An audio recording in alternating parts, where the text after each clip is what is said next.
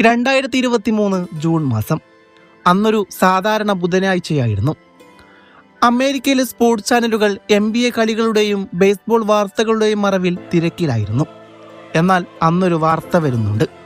ഒരു ചെറിയ ഇംഗ്ലീഷ് ലെറ്ററിൽ തുടങ്ങിയത് ലോകത്തെ നിശ്ചലമാക്കി. Lionel Messi to Inter Miami. ഇതായിരുന്നു ആ വാചകം. ഇത് ഒരു വാചകം മാത്രമാണ്. പക്ഷെ അതിന്റെ ആഘാതം സമുദ്രത്തിന്റെ നടുവിലിടിച്ച വിപ്ലവ തരംഗം പോലെ ലോകം മുഴുവൻ പടർന്നുകൊണ്ടേയിരുന്നു.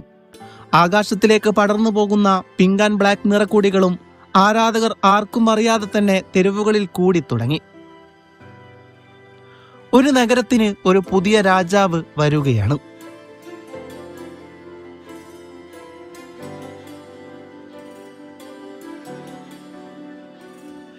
David Beckham Inter Miami project സ്വപ്നം കണ്ടപ്പോൾ അദ്ദേഹത്തിന് ഒരൊറ്റ ദൂരദർശനമുണ്ടായിരുന്നു. ഒരു ദിവസം ലോകത്തിലെ ഏറ്റവും വലിയ താരങ്ങളിൽ ഒരാളെ ഇവിടെ എത്തിക്കുമെന്നത്. എന്നാൽ 2023 ആ സ്വപ്നം യാഥാർത്ഥ്യമായപ്പോൾ ഫുട്ബോൾ ലോകം വിറച്ചുപോയി. PSG കരാർ അവസാനിക്കുകയും സൗദിയുടെ റെക്കോർഡ് ഓഫറുകൾ നിരസിക്കുകയും യൂറോപ്പിലെ പല വാഗ്ദാനങ്ങൾ നിരസിക്കുകയും ചെയ്തപ്പോൾ മെസ്സിയുടെ തീരുമാനം മറ്റൊന്നായിരുന്നു. ഞാൻ എൻ്റെ ജീവിതം ഫാമിലിയോടൊപ്പം കാമായി തുടരാൻ കഴിയുന്ന സ്ഥലത്ത് ഫുട്ബോൾ ആസ്വദിക്കാനാണ് പോകുന്നത്. ലോകം എക്സ്പെക്ട് ചെയ്തത് സൗദി തന്നെയായിരുന്നു. എന്നാൽ സംഭവിച്ചത് ഇന്റർ മിയാമിയിലേക്ക്. ഈ തീരുമാനത്തോടെ MLS കഥ അയാൾ എഴുതി തുടങ്ങുകയായിരുന്നു. മെസ്സി ഇന്റർ മിയാമിയിൽ ഒപ്പുവെച്ച ദിനം ക്ലബിന്റെ ഇൻസ്റ്റഗ്രാം ഫോളോവേഴ്സ് 1 മില്യണിൽ നിന്നാൾ വന്നതിനു ശേഷം സീറ്റുകൾ ഫുള്ളാകുന്നു.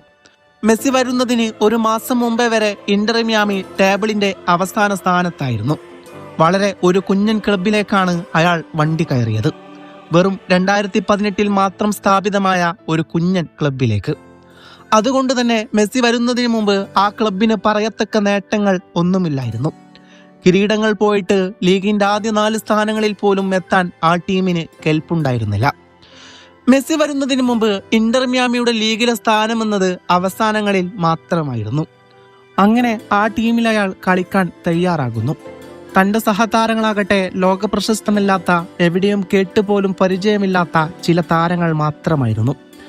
എന്നാൽ പിന്നീട് അയാൾക്ക് കൂട്ടായി ആൽബയും ബുസ്കറ്റ്സും സുവാരസും വരുന്നുണ്ട്.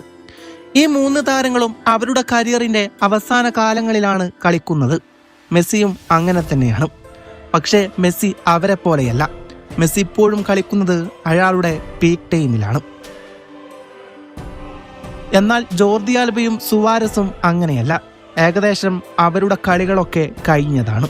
ഫിറ്റ്നസ് ഒക്കെ നഷ്ടപ്പെട്ടതാണ്.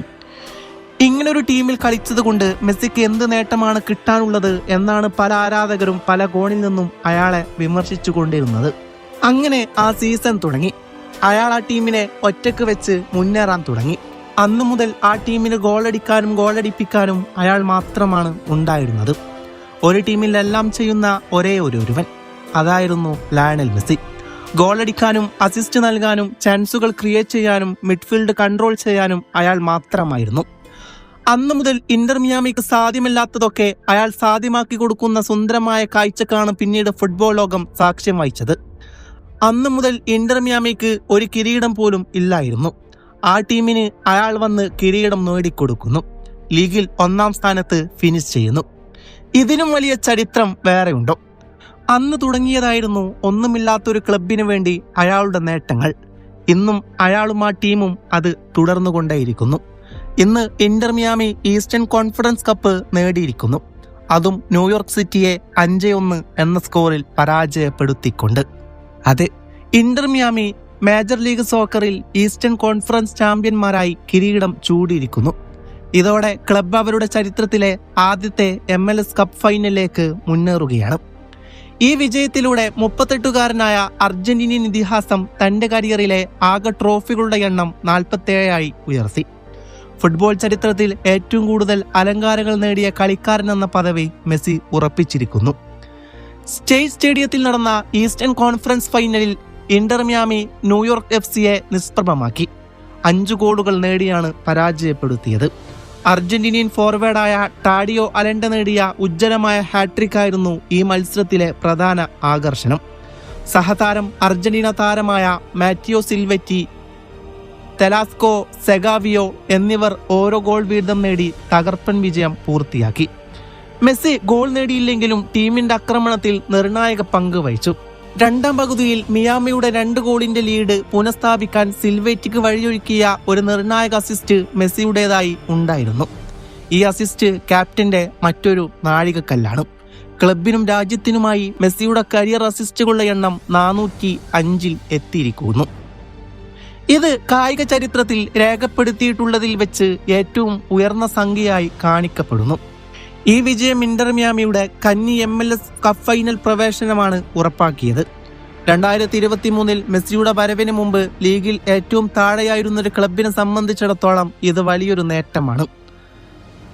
റെഗുലർ സീസണിലെ മികച്ച പ്രകടനം കാരണം ഡിസംബർ 6 ചേസ് സ്റ്റേഡിയത്തിൽ വെസ്റ്റേൺ കോൺഫറൻസ് ചാമ്പ്യന്മാർക്കെതിരെ നടക്കുന്ന MLS കപ്പ് ഫൈനലിന് ആതിഥേയത്വം വഹിക്കാൻ മിയാമിക്ക് കഴിയും.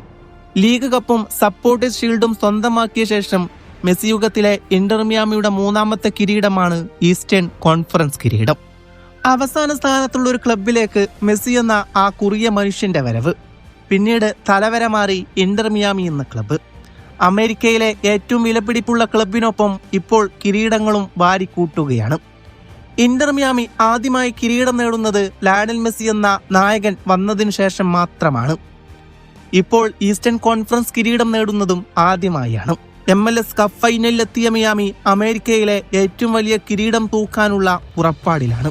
ഗോളുകൾ അടിച്ചു കൂട്ടുന്നതിലെ ത്രില്ല് കഴിഞ്ഞ് ഗോളുകൾ അടിപ്പിക്കുന്നതിൽ ത്രില്ല് കണ്ടെത്തിയ ഒരു മനുഷ്യൻ. ലോക ഫുട്ബോൾ ചരിത്രത്തിൽ ഏറ്റവും കൂടുതൽ അസിസ്റ്റുകൾ ഈ അർജന്റീനക്കാരന്റെ പേരിലാണ്.